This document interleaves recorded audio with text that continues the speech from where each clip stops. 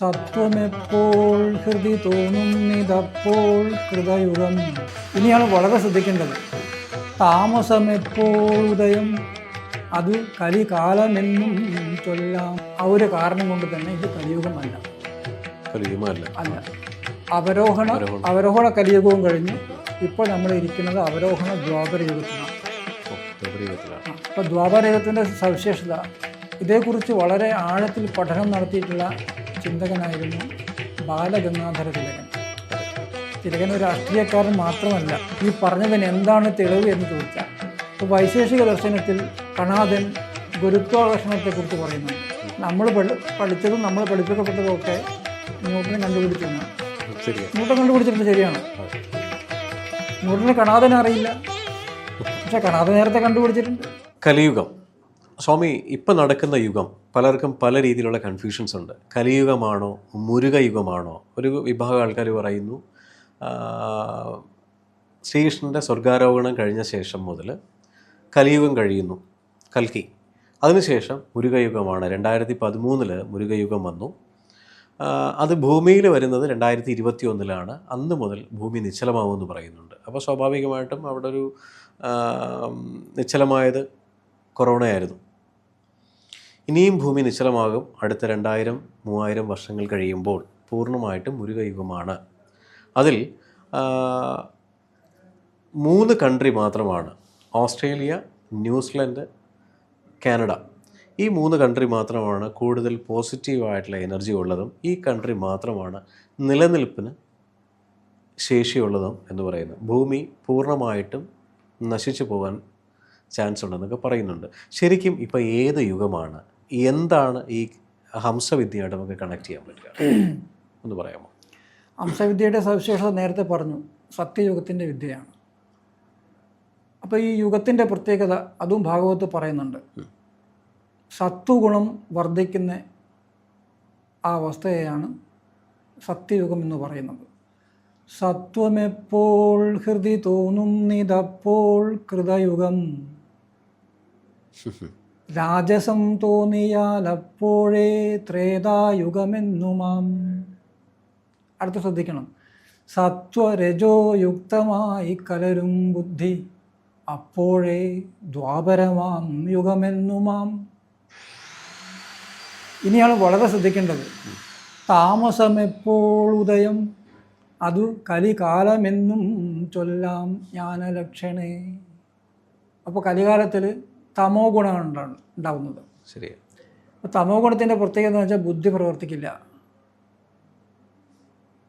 നമ്മളെ ചുറ്റുപാടുകൾ ലോകത്തിൻ്റെ ക്രമത്തെ നിരീക്ഷിച്ചാൽ ബുദ്ധി പ്രവർത്തിക്കുന്നില്ല എന്ന് പറയാൻ പറ്റുമോ? ബുദ്ധി അതിൻ്റെ കാര്യക്ഷമതയിൽ ഏറ്റവും ഉയർന്ന അവസ്ഥയിലേക്ക് പോയിക്കൊണ്ടിരിക്കുകയാണ്. അതെ. അപ്പം ബുദ്ധി പ്രവർത്തിക്കുന്നുണ്ട്.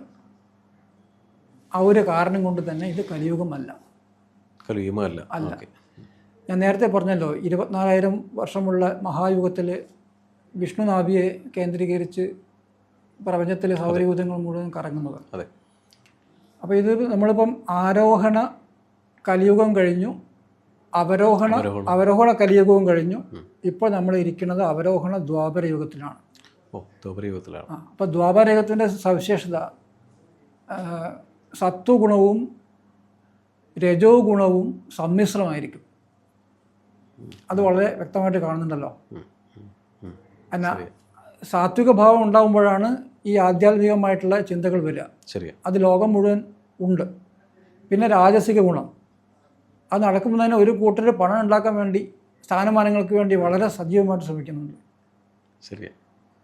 അപ്പോൾ ഈ ശ്രമിക്കുന്ന ആളുകളും ഫ്രീ ആയിട്ടിരിക്കുമ്പോൾ അവരോട് ഈ ആത്മീയ കാര്യങ്ങൾ പറഞ്ഞാൽ അവരത് അംഗീകരിക്കും, പക്ഷേ അവർക്ക് പ്രവർത്തിക്കാൻ പറ്റില്ല. അപ്പോൾ ഇപ്പോൾ ശരിക്കും സത്വഗുണവും രജോ ഗുണവും മിശ്രിതമായി നടക്കുന്ന ഒരു ജീവിത രീതി, ഒരു ചിന്താഗതി കാണുന്നുണ്ട്. അപ്പോൾ ഭാഗവതത്തിൽ പറഞ്ഞ കാര്യങ്ങൾ ശരിയാണ് എന്ന് വേണം നമ്മൾ നിരീക്ഷണത്തിൽ വയ്ക്കാൻ. പിന്നെ ഈ ചാക്രികമായിട്ട് 24,000 വർഷങ്ങളിലുള്ള അവരോഹണ യുഗം മനസ്സിൽ വെച്ചാൽ അത് വളരെ വ്യക്തമായി. പിന്നെ വേറൊന്ന് പറഞ്ഞിരിക്കുന്നത്, ധർമ്മിഷ്ഠനായ രാജാവ് എപ്പോൾ രാജ്യം ഭരിച്ചാലും അവിടെ സത്യയുഗമായിരിക്കും. കാരണം ധർമ്മമാണ് പ്രധാനം. ശരി. അപ്പം ഇങ്ങനെയാണ് കാലത്തിൻ്റെ ഒരു ഗണനാക്രമം വന്നിരിക്കുന്നത്. ഇതിൽ നമുക്ക് ഒരു പിഴവ് പറ്റിയത് എവിടെയാണെന്ന് വെച്ചാൽ, ഭാരതീയത്തിൽ ഇപ്പോൾ നിലവിലുള്ള ഈ കാലഗണനയിൽ മനുഷ്യവർഷം, ദേവവർഷം എന്നിങ്ങനെ 2 കാലത്തെ വിവേചിച്ച് പറയുന്നുണ്ട്. സത്യത്തിൽ അതിൽ വലിയൊരു യുക്തിയൊന്നുമില്ല. ഇതേക്കുറിച്ച് വളരെ ആഴത്തിൽ പഠനം നടത്തിയിട്ടുള്ള ചിന്തകനായിരുന്നു ബാലഗംഗാധര തിലകൻ. അതെ, തിലകൻ ഒരു രാഷ്ട്രീയക്കാരൻ മാത്രമല്ല, ഭാരതീയമായിട്ടുള്ള വിഷയങ്ങളെക്കുറിച്ച് അഗാധമായ പാണ്ഡിത്യമുള്ള ആളായിരുന്നു. അപ്പോൾ തിലകൻ പറയുന്നത്, ഭൂമിയിൽ ധ്രുവപ്രദേശത്താണ് 6 മാസം പകലും 6 മാസം രാത്രി അനുഭവപ്പെടുന്നത്. അതെ, അതിനെ മേരു എന്ന് വിളിക്കാറുണ്ട് നമ്മുടെ ഗ്രന്ഥങ്ങളിൽ. അപ്പോൾ ദേവന്മാർ മേരുവിൽ വസിക്കുന്നു എന്നത് സങ്കല്പമുണ്ട്. ആ ധ്രുവപ്രദേശം കഴിഞ്ഞ് ബാക്കിയുള്ള സ്ഥലത്തിലെ നമ്മുടെ ജീവിത രീതിയിൽ കലിയുഗം കഴിഞ്ഞുപോയി എന്ന് അംഗീകരിക്കാൻ പറ്റാത്ത ആളുകൾ തങ്ങളുടെ ചിന്തയ്ക്ക് സാധൂകരണം എന്നുള്ള നിലയിലാണ് ഈ ദേവവർഷം, മനുഷ്യവർഷം എന്നുള്ള ഒരു വിഭജനം കൊണ്ടുവന്നത്. മനുഷ്യൻ്റെ കാലമാത്രയെ 365 കൊണ്ട് ഗുണിക്കുക, ദേവൻ്റെ കാലമാത്രയെ 365 കൊണ്ട് ഗുണിച്ചാൽ മനുഷ്യൻ്റെ കാലമാത്രയായി. ഇങ്ങനെ ഈ കാലഗണനയിൽ വന്നിട്ടുള്ള ഒരു തെറ്റായ കാഴ്ചപ്പാട് കൊണ്ടാണ് ഇപ്പോഴും നമ്മൾ കലിയുഗം കഴിഞ്ഞിട്ട് 5000 വർഷം കഴിഞ്ഞൊക്കെ പറയുന്നത്. നമ്മുടെ ശാസ്ത്ര പാരമ്പര്യം നോക്കിക്കഴിഞ്ഞാൽ ആസ്ട്രോണമിയുടെ ക്ലാസിക്കൽ ഇന്ത്യൻ സയൻറ്റിസ്റ്റ് എന്ന് പറയുന്നത് ആര്യഭടനാണ്. അതെ, ആര്യഭടൻ്റെ കാലഗണനയിൽ യഥാർത്ഥത്തിൽ ഉണ്ടായിരുന്നത് നമ്മളീ പറഞ്ഞ് 24,000 വർഷമുള്ള ഒരു മഹായുഗത്തിൻ്റെ കണക്കാണ്. പക്ഷേ ഇന്ന് ലഭ്യമായ ആര്യഭടീയത്തിൽ അത് കാണുന്നില്ല. പകരം നമ്മൾ ഈ പറഞ്ഞിരിക്കുന്ന ദേവവർഷത്തെ ആധാരമാക്കിയുള്ള കാലഗണനയാണ് വരുന്നത്. ഈ പറഞ്ഞതിന് എന്താണ് തെളിവ് എന്ന് ചോദിച്ചാൽ, ആര്യഭടന് ശേഷം വന്നിട്ടുള്ള മറ്റൊരു ആസ്ട്രോണമർ ആയിരുന്നു ബ്രഹ്മഗുപ്തൻ. അതെ, ബ്രഹ്മഗുപ്തൻ്റെ കാലത്ത് ഇന്ത്യ സന്ദർശിച്ച വിദേശ സഞ്ചാരിയായിരുന്നു ആൽബറൂണി. ആൽബറൂണി തൻ്റെ സഞ്ചാരക്കുറിപ്പിൽ ബ്രഹ്മഗുപ്തൻ ആര്യഭടനെ മരപ്പുഴു, വുഡ് വേം എന്ന് വിളിച്ച് അധിക്ഷേപിക്കുന്നത് കണ്ടു എന്ന് രേഖപ്പെടുത്തിയിട്ടുണ്ട്. ആൽബറൂണി ഇവിടെ പഠിക്കാൻ വന്നതാണെന്ന് പറയുന്നുണ്ട് ഭാരതത്തിലെ സർവകലാശാലയിൽ. അപ്പോൾ ഇത് കണ്ടപ്പോൾ അതിൻ്റെ നിജസ്ഥിതി അന്വേഷിച്ച് പോയപ്പം ആൽബറൂണിക്ക് മനസ്സിലായത് മനുസ്മൃതിയിലെ കാലഗണനയെ ആര്യഭടൻ ലംഘിച്ചത് കൊണ്ടാണ് ഇങ്ങനെ വിളിച്ചത്. അപ്പോൾ യഥാർത്ഥത്തിൽ ആര്യഭടൻ്റെ കാലഗണന മനുസ്മൃതിയിലെ കാലഗണനയല്ല. എന്നാൽ ആര്യഭടീയത്തിൽ മനുസ്മൃതിയിലെ കാലഗണന അതേപടി വന്നിട്ടുണ്ട്. അപ്പോൾ ആര്യഭടൻ്റെ മൂലകൃതിയിൽ ആരോ കൈവച്ചിരിക്കുന്നു. അതെ, നമ്മൾ കേട്ടിടത്തോളം ബ്രഹ്മഗുപ്തനാകാനാണ് സാധ്യത. ഒരു സർക്കംസ്റ്റാൻഷ്യൽ എവിഡൻസ് അങ്ങേർക്കെതിരെ നിൽക്കുന്നത്. അപ്പോൾ ഇങ്ങനെ അതിൻ്റെയൊക്കെ പിന്നിൽ കുറേ നിക്ഷിപ്ത താല്പര്യങ്ങളുണ്ട്. ഇങ്ങനെ നമ്മുടെ ശാസ്ത്രബോധത്തെ ശരിയായ രീതിയിൽ വളർന്ന് വികസിക്കുന്നതിൽ ഇത്തരം ആളുകൾ കുറേ തടസ്സം നിന്നിട്ടുണ്ട്. അതിൽ അക്ഷന്തവ്യമായ ഒരു അപരാധം എന്ന് പറയാനുള്ളത്, ഈ മീമാംസ നേരത്തെ പറഞ്ഞല്ലോ, അതെ, മീമാംസ പാരമ്പര്യത്തിൽ യോഗമാർഗത്തെ മുഴുവൻ തള്ളിപ്പറയുന്ന ഒരു പ്രവണതയുണ്ടായിരുന്നത്. അതുകൊണ്ട് എന്തുണ്ടായി എന്ന് വെച്ചാൽ, നമ്മുടെ ഭാരതീയ ശാസ്ത്രകാരന്മാരൊക്കെ യോഗികളായിരുന്നു. നമ്മൾ നേരത്തെ പറഞ്ഞ സംയമം എന്ന് പറഞ്ഞ ആ ഒരു സിദ്ധിയുണ്ടല്ലോ, അതായത് ധ്യാനം, ധാരണ, സമാധി. ഈ യോഗത്തിന് 3 അംഗങ്ങളിൽ ഒന്നിച്ച് ഞൊടിയുടെക്കുള്ളിൽ പ്രാപിക്കാവുന്ന സാധകൻ്റെ ഉയർന്ന അവസ്ഥയാണ് സംയമം എന്ന് പറയുന്നത്. അപ്പോൾ സംയമസിദ്ധനായ യോഗി ഇവിടെ ഇരുന്നിട്ട് ഋഗ്വേദത്തിൽ സംയമിച്ചാൽ സെക്കൻഡുകൾ കൊണ്ട് അത് സംബന്ധിച്ചുള്ള മുഴുവൻ അറിവും വരും. ഇങ്ങനെ സംയമം സിദ്ധിച്ചുകൊണ്ടാണ് ഭാരതത്തിൽ ശാസ്ത്രങ്ങൾ വളർന്നത്. അത് ആ ക്രമം അംശവിദ്യയുടെ അല്ലെ യോഗവിദ്യയുടെ അനുഷ്ഠാനത്തിലൂടെ മാത്രമേ ഉണ്ടായിട്ടുള്ളൂ. അതിന് ഒരു എടുത്തു പറയാവുന്ന ഒരു ഉദാഹരണം എന്ന് പറയുന്നത് ഭാരതീയ ഭൗതികശാസ്ത്രം, വൈശേഷികം എന്നുള്ള വാക്ക് ഈ 5 സ്ഥൂലഭൂതങ്ങളെ സൂചിപ്പിക്കുന്നതാണ്. അപ്പോൾ വൈശേഷിക ദർശനത്തിൽ കണാദൻ ഗുരുത്വാകർഷണത്തെക്കുറിച്ച് പറയുന്നുണ്ട്. നമ്മൾ പഠിച്ചതും നമ്മൾ പഠിപ്പിക്കപ്പെട്ടതും ഒക്കെ ന്യൂട്ടൻ കണ്ടുപിടിച്ചു എന്നാണ്. ശരിയാണ്, ന്യൂട്ടൻ കണ്ടുപിടിച്ചിട്ടുണ്ട്, ശരിയാണ്. ന്യൂട്ടനെ കണാദനെ അറിയില്ല, പക്ഷെ കണാദൻ നേരത്തെ കണ്ടുപിടിച്ചിട്ടുണ്ട്. കണാദൻ വളരെ വ്യക്തമായി പറയുന്നു, എന്നുവെച്ചാൽ ആകാശത്തേക്ക് ഉയർത്തിവിടുന്ന വിടുന്ന അസ്ത്രം അത് കൈനറ്റിക് എനർജി കൊണ്ടാണ് ഉയരുന്നത്. ആ കൈനറ്റിക് എനർജി 0-ലെത്തുമ്പം ഗുരുത്വാത് പതനം ഈ വാക്ക് തന്നെയാണ് ഉപയോഗിച്ചിരിക്കുന്നത്. അപ്പോൾ ഈ വൈശേഷിക ദർശനത്തിന് പിന്നീട് ഭാഷ്യം രചിച്ച ഒരു പ്രശസ്തപാദൻ എന്ന് പറയുന്ന ഒരാളുണ്ട്. അതൊരു ലക്ഷണമൊത്ത ഭാഷയല്ല എങ്കിൽ കൂടി അദ്ദേഹം പറയുന്നു, കണാദൻ യോഗസമാധിയിൽ ഇരുന്നു കൊണ്ടാണ് ഈ കാര്യം ദർശിച്ചത്.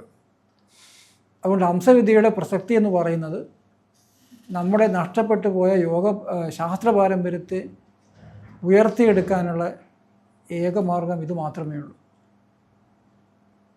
മനസ്സിനെ നിയന്ത്രിച്ച് സംയമിച്ച് അറിവിലേക്ക് ഇറങ്ങിച്ചെല്ലാനുള്ള ഈ യോഗ മാർഗത്തിലെ സിദ്ധിയെ ഉപയോഗിക്കുക. വൈദ്യനെ ഉപയോഗിക്കാം. അപ്പം എൻ്റെ ഗുരുനാഥൻ പറഞ്ഞൊരു സംഭവമുണ്ട്. യോഗസൂത്രത്തിൽ നാഭീഗന്ധത്തിൽ സംയമം ചെയ്തു കഴിഞ്ഞാൽ കായവ്യൂഹജ്ഞാനം ഉണ്ടാകും എന്ന് എഴുതി വച്ചിട്ടുണ്ട്. അപ്പോൾ അദ്ദേഹം ഈ സംയമത്തെക്കുറിച്ച് പറയുമ്പോൾ ഞങ്ങൾ ശിഷ്യന്മാരോട് പറഞ്ഞതാണ്. അദ്ദേഹം വൈദ്യനായിരുന്നു. അദ്ദേഹത്തിൻ്റെ അടുത്ത് വന്നൊരു യോഗിയുടെ നാഭീഗന്ധത്തിൽ അദ്ദേഹം സംയമം ചെയ്തു. സംയമം ചെയ്തപ്പം ഈ കായവ്യൂഹജ്ഞാനം ഉണ്ടാകുകയും അദ്ദേഹത്തിന് അസുഖം ഇന്നതാണെന്ന് ഗുരുനാഥന് മനസ്സിലായി. അപ്പോൾ അദ്ദേഹം പറഞ്ഞു, നിങ്ങൾ പോയിട്ടൊന്ന് സ്കാൻ ചെയ്ത് വന്നോളൂ, നിങ്ങൾക്ക് ഇന്നതാണ് അസുഖം, അത് എന്നിട്ട് ഓപ്പറേഷൻ ചെയ്ത് എടുത്തു കളയണം. അപ്പോൾ ഇങ്ങനെ നമ്മൾ ഈ ഹംസവിദ്യയുടെ ഒരു നേരത്തെ ചോദിച്ചാൽ ഞാൻ പറയാൻ വിട്ടുപോയ കാര്യം കൂടിയാണ്. എന്താണ് ഗുണം ചോദിച്ചില്ലേ? ഇതാണ് ഒരു ഗുണം. 2 ലോകത്ത് വില കൊടുത്താൽ കിട്ടാത്ത ഒരു വസ്തുവാണ് ആനന്ദം എന്ന് പറയുന്നത്. ശരിയാണ്, ആനന്ദം അനുഭവിക്കാം. പിന്നെ നേരത്തെ പറഞ്ഞ സംയമസിദ്ധി ഉപയോഗിച്ചിട്ട് നമ്മുടെ സമൂഹത്തിന്, മനുഷ്യരാശിക്ക്, നമ്മുടെ രാജ്യത്തിന് തനതായ സംഭാവനകൾ അർപ്പിക്കാം. പിന്നെ ഏറ്റവും പരമമായ അറിവ് എന്ന് പറയുന്നത് പ്രപഞ്ച സൃഷ്ടിയെക്കുറിച്ചുള്ള അറിവാണ്. കൈവല്യം എന്ന് പറയുന്നത് അതാണ്. ഇങ്ങനെ ഈ കൈവല്യം പ്രാപിച്ചത് കൊണ്ടാണ് നമ്മുടെ രാജ്യത്തിൻ്റെ ഒരു എന്താ പറയുക ജഗത് ഗുരുത്വം എന്ന് പറയുന്ന ഒരു വിശേഷണം ഈ രാജ്യത്തിന് ലഭിച്ചത്.